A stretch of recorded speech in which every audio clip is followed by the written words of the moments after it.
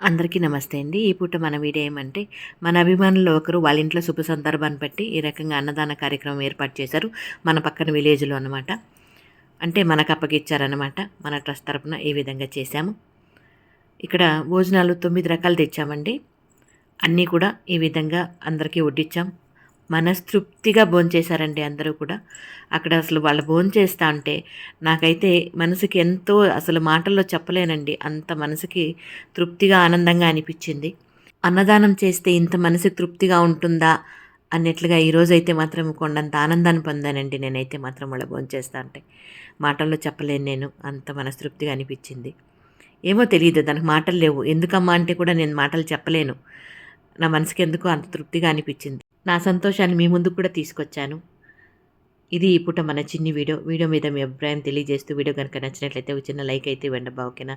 Thank you so much.